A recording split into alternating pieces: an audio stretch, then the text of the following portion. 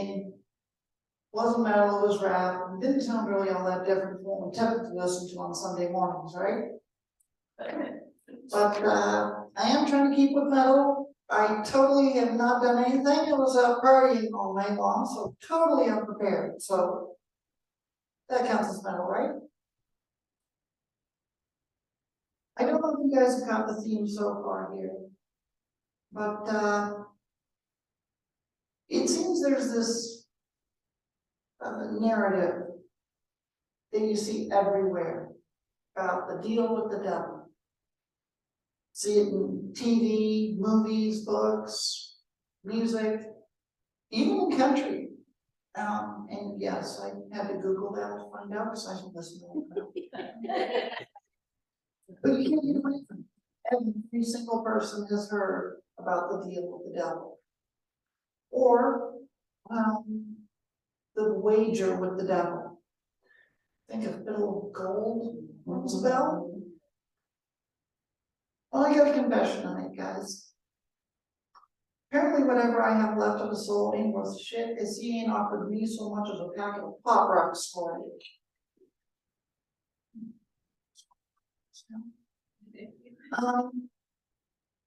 No, wouldn't trade my soul for problems. It doesn't mean I don't want to.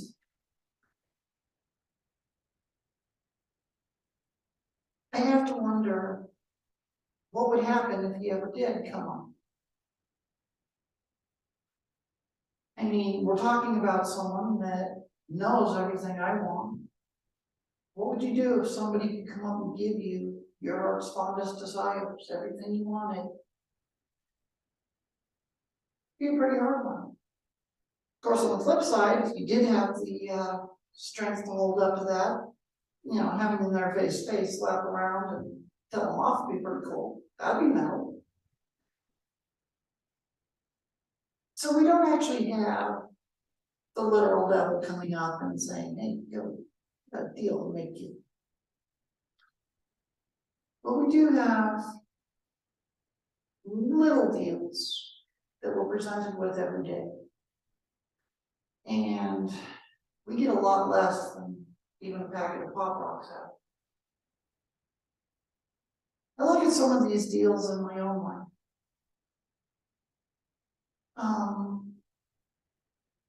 Start out with an easy one.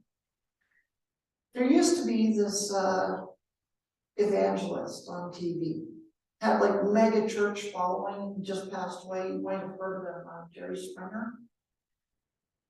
Totally preached about infidelity in relationships. Someone saw his neighbor coveted and said, gotta get a piece of that. Hugely famous one. I've been tempted by that. I don't know many people who haven't been.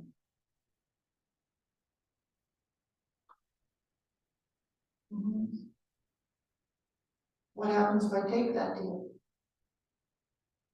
Get a moment's gratification. And I hurt somebody. Possibly several somebodies. The way our world is, possibly somebody gets shot. Not a big deal. Another one I've had to deal with. Just heard this great piece of gossip. Damn, I want to go tell somebody about this. I don't know if it's true or not. I could be going out and slandering someone. Even if it is true, is it actually going to do anything good by repeating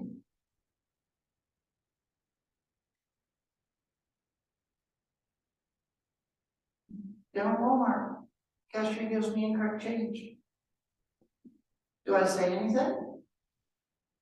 If I don't, their drawer's going to come up short. That could add it up coming out of their check. Let's make it a little more fun. Let's say I don't realize I got the wrong change until I get home. Do I want to go all the way back to the store? It wasn't my fault, right? These are the little deals that we have to navigate every day. Another word for them would be temptations. Temptations for all kinds of things, from the great to the small. Speaking of Walmart, actually, no, that's not a temptation. That dude just sick. Not even gonna go there. But all of us deal with it. You know, some people, there's a temptation I don't know if anyone's heard of. Have you heard of the bait car or the bait bike? Gotta look that one up on YouTube. So the bait car isn't nearly as funny. Car's left running. See who's gonna hop in it and take off. When they do, the cops, who have the remote control of the car, lock all the doors and kill the engine.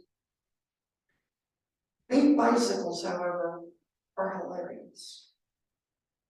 That's when they leave a bike out, usually at the top of a hill, with a thin cable attached. People take it off down the hill, when it hits the end of that cable, they go flying. One truly sadistic person even found a way to cut the bike in half and just like pinned it back together. So when they hit the end of that cable, it come apart on them.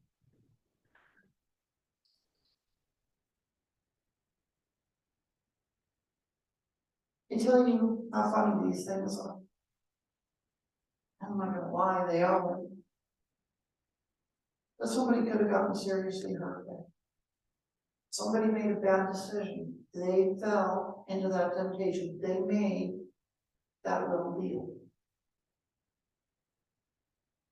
And then I made the little deal by laughing at watching them eat crap. Every one of these little deals might not erode our soul. You know, it's not like in the song where he just came out and said, hey, here's the deal. You got me, I got you. Every one of them damages just a little bit. Keep doing that. Well, you pretty much signed the soul of little thing. You know, big things are made up of little things. Now, being as we are in the church, the typical thing you're going to hear from a Christian is, you just need to pray. Just need to pray. Jesus will help you get through all these temptations, right? You don't need to do that. Because if you follow what Jesus already said, you're good. Who can tell me the second greatest commandment in the Bible? Pretty much the theme I always preach.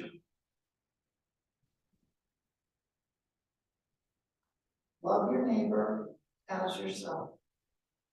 You know these things are going to hurt somebody. You love them, you can't do them. You can't. Yeah, there are a lot of things that we need to pray about. Not being a douche shouldn't be one of them. I mean, not causing some poor lady at Walmart's paycheck to get shorted. Not going and, you know, having a relationship with my wife, despite what her fiance may have to say about it, shouldn't be that big of a thing. Every single problem that I come up to in life, every one of them, is solved with love. Devil tries to make me these deals, tries to tempt me to spread gossip about some, or to take sides in between people I love who aren't getting along. I love them all. It's that simple. We can go with the big dramatics, you know, okay, cool, you got all your money, your fortune, your fame, as long as you go, you know, shoot a bunch of people. But the real challenge is in the little things every day.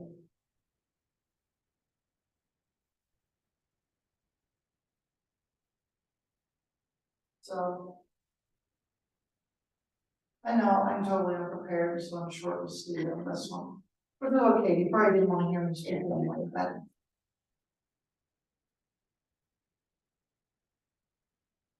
all you gotta do is love each other. That's all it takes. Jesus gave us the tools.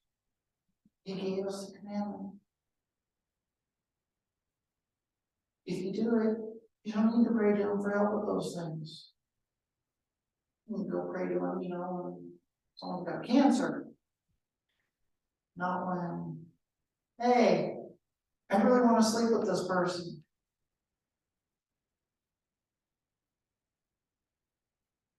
Any questions?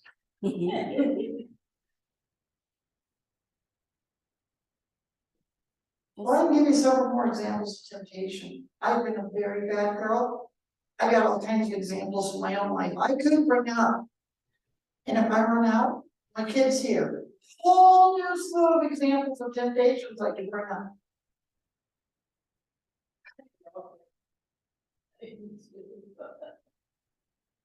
There are things I think about the past, I don't. Oh, trust me. I feel that. So the only thing my entire theology is totally built on love. So the Bible tells me I am to love. It says, for those in the back, Jesus specifically says that all of the law and the prophets in the Bible hang on love. Love trumps everything. So if someone wants to get nitpicky with you on the rules, ask them if that should sound love. And if not, I'll be happy to provide you a verse. All right. I'm going to quit boring everyone then.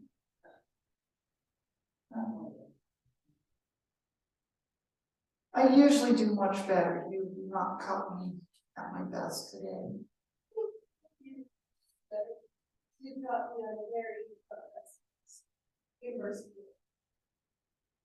All right. Stuff in the heart.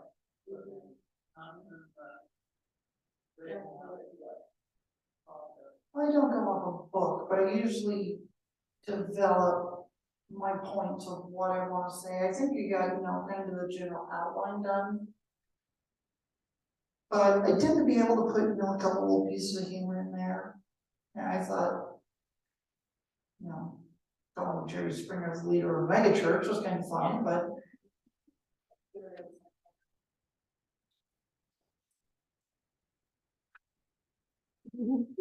when you're talking about infidelity, there's nobody else that covers that like Springer. All right, Devin, kill me.